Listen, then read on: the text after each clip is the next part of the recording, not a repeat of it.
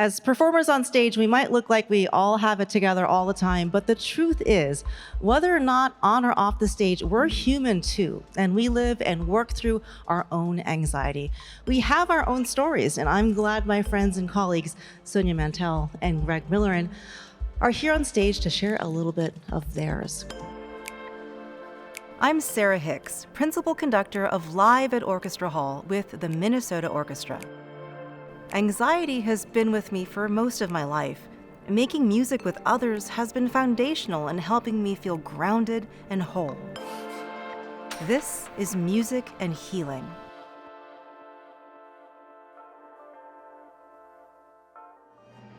Minnesota Orchestra musicians cellist Sonia Mantell and flutist Greg Milliren share what anxiety feels like from their perspective as performers. So, Sonia, I know that you've worked through your own performance anxiety. How do you recognize it, and what do you immediately do?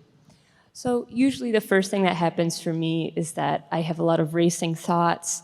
It's usually focused on really small details I normally don't think about in performances, and that usually affects my breathing next. So when I get to that point, I realize it's happening, and I try to feel very grounded with my feet. And then I'll also try and just exhale as slowly as I possibly can. And then another thing I sometimes do that helps me a lot, I actually look at the posture of other people playing around me.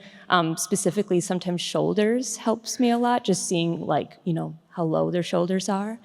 And yeah, just seeing what energy other people are bringing to the stage. That helps me. I think as a society, we're taught that anxiety is something to be avoided and perhaps feared. And so if I'm also feeling fear and dread in response to the anxiety, that can become something that's truly unmanageable. So I have learned to simply notice that the anxiety is there, and sometimes I even engage with it. I say, "Do you need anything from me right now, anxiety?" And like Sonia, I also notice things around me. I notice my breathing, I notice the sound of the orchestra, so I'm not only fixated on the anxiety and not internalizing it. And I'll notice that when I do that, the anxiety stays perfectly manageable, and sometimes it'll even fade away on its own. I really appreciate you guys doing this. Sometimes I wonder if there's still a reticence to sort of be open emotionally about stuff, and I find it so that you can connect with people more when you're vulnerable.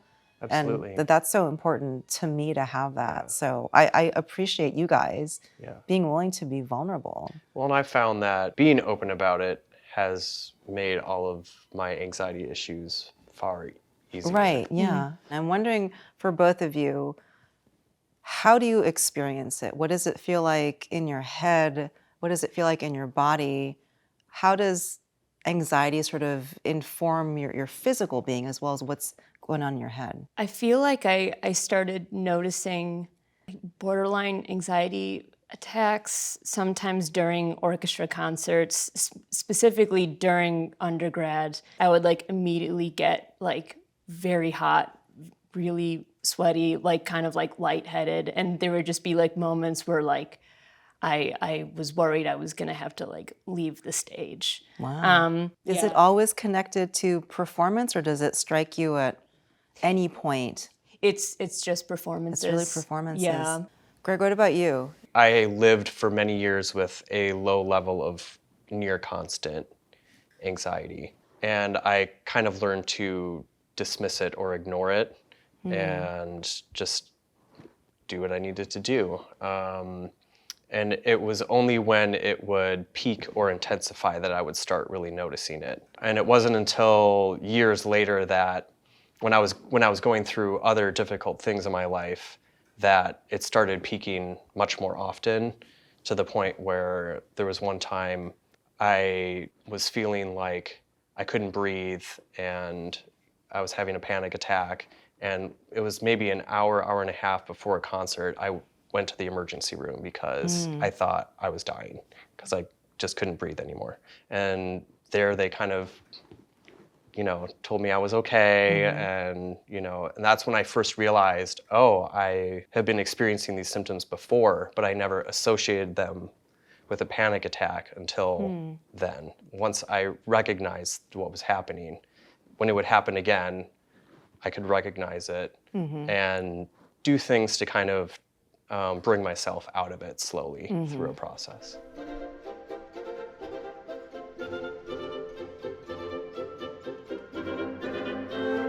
You know, we work in a profession where you have to get a mentor and enter some kind of program typically where there are high standards and high expectations placed upon you, and your goal is to meet those high standards and expectations, because if you can't or if you don't, you're not going to succeed ultimately. But then there's a point at which you can go too far with that, and we're not able to always recognize when we've crossed the line.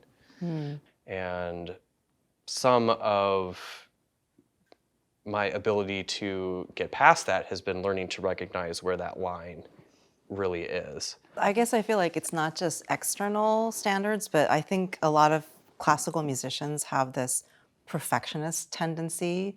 And I think that's part of what makes us successful, right? Because we are always striving. But to your point, that's the kind of thing that really gets in the way of, you know, you get to that point where it's useful to have those feelings, you go beyond that point, and it's just a source of incredible constant anxiety. Yeah. Does anxiety inform your music making? And then in the opposite, does music making inform your anxiety? Just knowing that, I mean, especially when doing auditions, I feel like a lot of people feel similar things, but just, you know, the heart rate can get really, really fast, and yeah, like the hands start to feel very different in terms of just like, you know, feeling very like warm or cold and clammy. And I always get very cold hands. yeah, specifically for auditions, like the concerto that you choose. I mean, for me, I always wanted to choose a piece that I know it would allow me to sink into, knowing like, okay, what would make me the most comfortable. But I know what you mean about preparing for auditions, because those are huge anxiety-inducing experiences, because you're in this new place and a new acoustic and in a strange room with this With strangers. strangers listening to you, and you're under the microscope, and often behind, you know, you're not even seen, just heard. Yeah, and you have internalized feelings of self-worth in the whole experience too, depending on the result of the audition, and it can be overwhelming.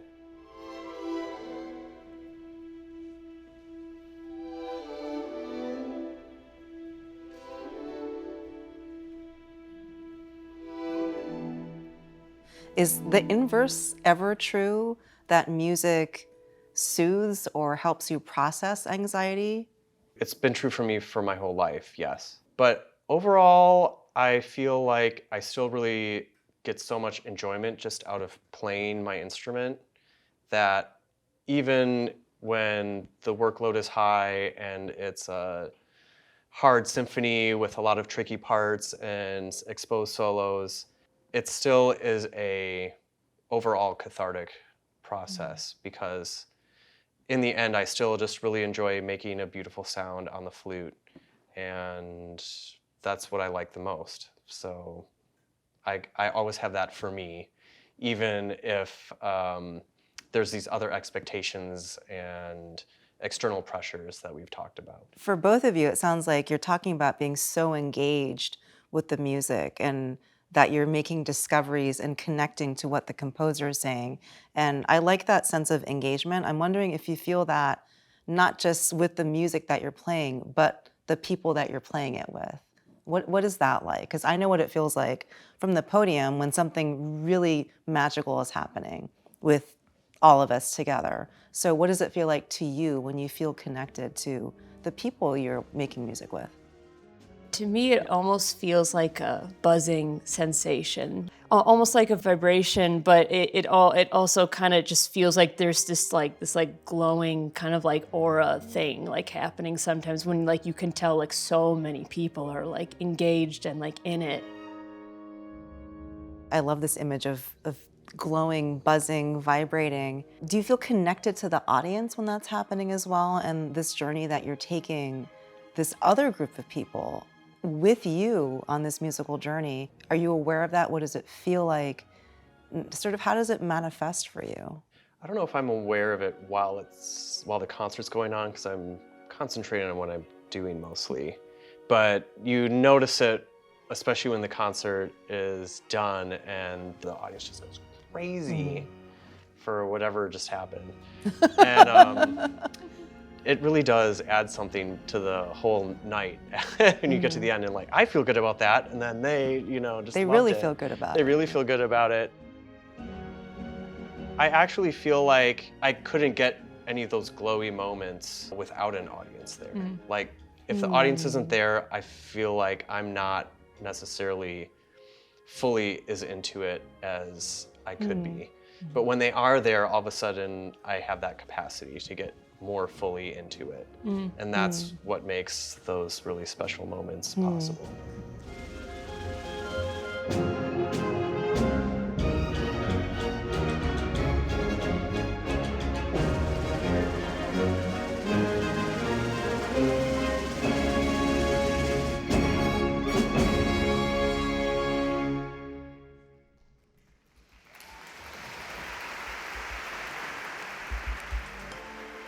Be a part of Music and Healing.